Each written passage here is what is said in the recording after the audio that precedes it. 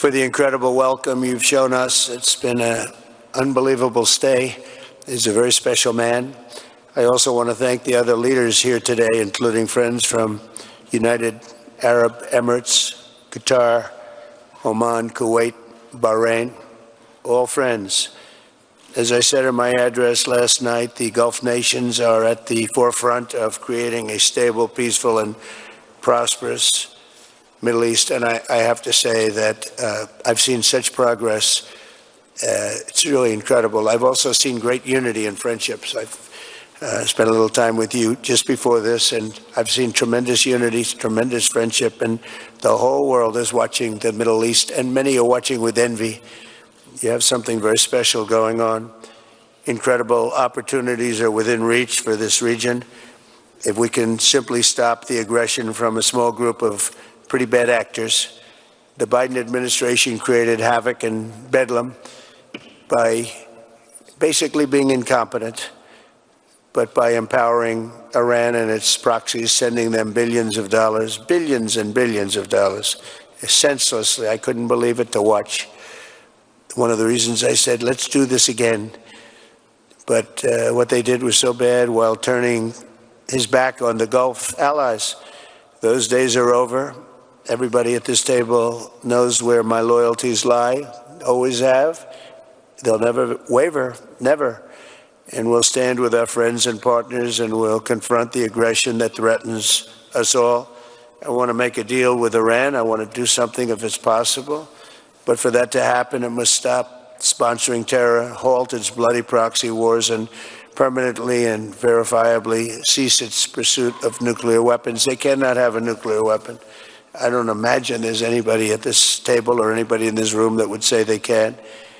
I'm strongly urging all nations to join us in fully and totally enforcing the sanctions that I just placed on Iran, and we also placed secondary sanctions, which are in certain ways even more devastating.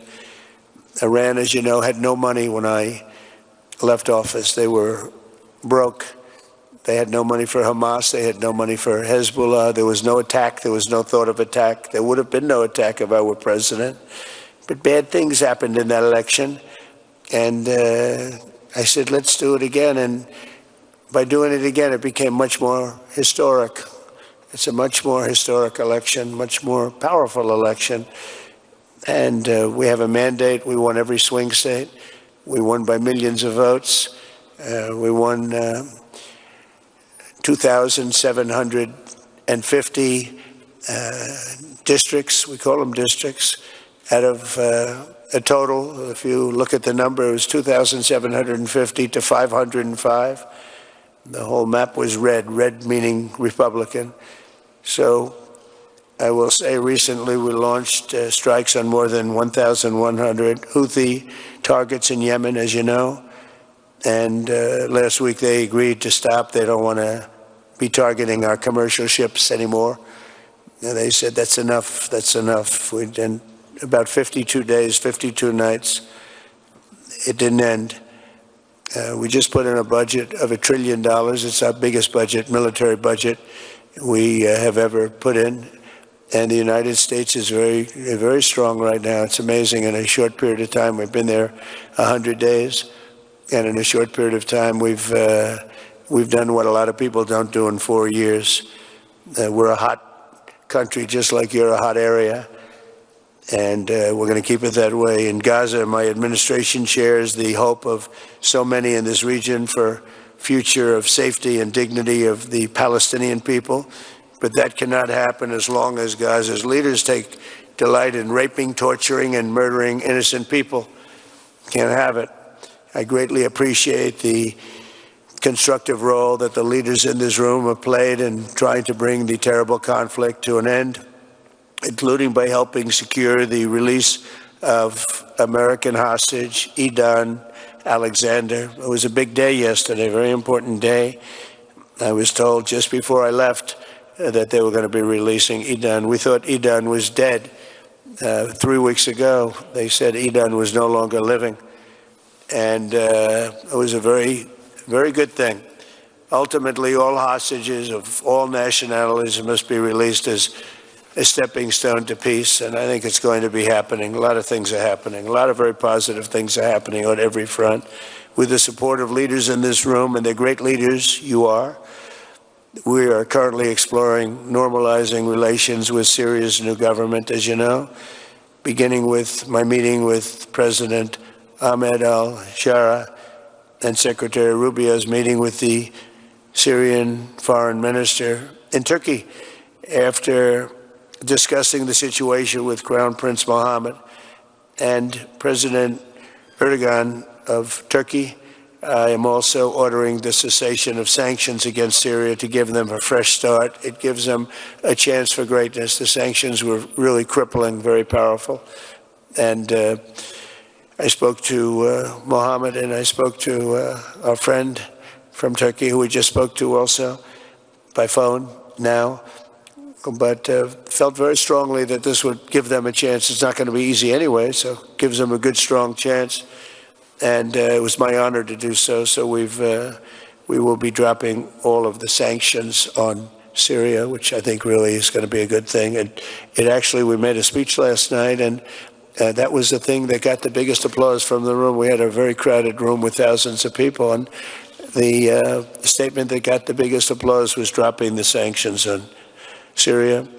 Likewise, in Lebanon, there's a new chance for a future free from the grip of Hezbollah terrorists if the new president and prime minister can rebuild an effective Lebanese state. We just appointed a very good ambassador, a friend of mine who's Lebanese, and I didn't even know that. And I said, why do you want to be the ambassador to Lebanon? That could be dangerous.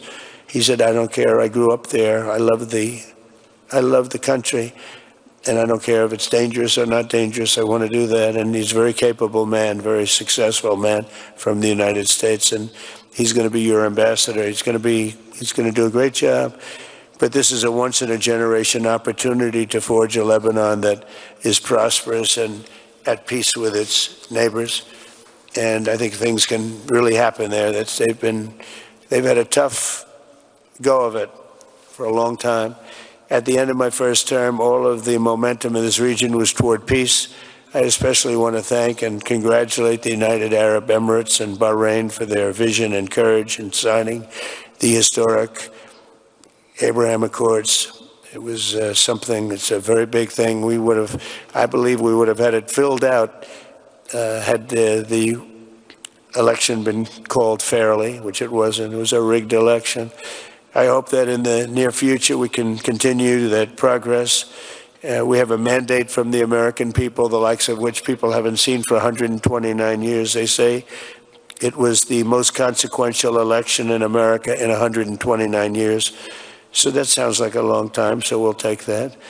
But in the future, we'll continue that progress by adding more countries to the Abraham Accords. We have the 4, and I think they're going to be filling up very rapidly. Biden didn't do anything because he never did anything about anything. He had no capability, had no ability, and it was a shame what he's done to so many countries, including our own. We had an interesting fact. About a year ago, there was a story that we're having a hard time getting enlistments into the military, and it was at the lowest level almost ever. People didn't want to go into our military. And it just came out last week, you probably saw that we have now the strongest enlistment in the history of our country. They say 38 years. One said 37, one said 32, and one said ever. So we just had the strongest enlistment in the history of the United States of America. So think of it. In 1 year, we went from they can't get people to enlist to we have the strongest enlistment, and that includes the police departments too. We're having a hard time getting people to be police, the great law enforcement arm that we're known for, and now we're setting records. It's hard to get a job. I mean, frankly, the lines of people wanting to be police officers and go into the military, and it's a matter of spirit. We have great spirit in the country right now. We've done a lot in 100 days, I'll tell you that. It's all started on November 5th with the election. But a stable and peaceful Middle East will be a successful and prosperous Middle East, and that's what you've done, and that's what you're doing. And You know, it's amazing because when I was here last, it was fine, it was doing good. And then I see the things that you're doing here and in your countries. It's just an incredible what you're doing. Is the whole world is talking about it. The whole world is watching us. Look at all the news over there, the fake news. Look at them. The whole world is talking about what you're doing, and you're the envy of the world. Together, we're in this room, and we're going to forge a Middle East that will be a thriving commercial, diplomatic, and cultural crossroads at the geographic center of the world. That's what it is. It's the center of the world. I look forward to working with you, and I want to thank Mohammed. I want to thank you, Crown Prince. We have a special relationship. We have long had a special relationship, but it was an honor to spend a couple of days with you, and I'll see you again soon, and I'll see you a lot. Thank you all very much. Thank you. شكرا فخامة الرئيس على كلمتكم. والآن أدعو جلالة الملك حمد بن عيسى الخليفة ملك مملكة البحرين لإلقاء كلمته، فليتفضل.